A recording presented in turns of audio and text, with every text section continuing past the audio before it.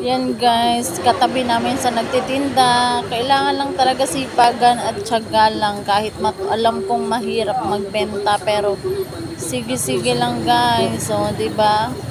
Kahit naman papaano makakabenta naman guys.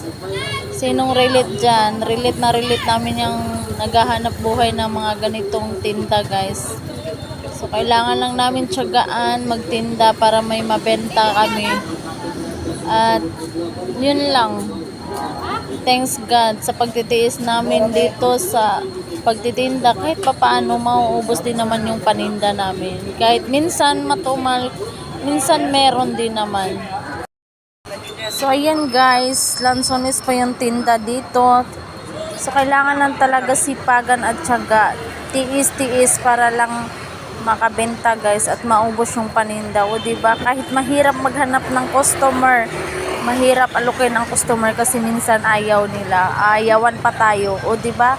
So, yan guys, naway bless nyo kami lagi.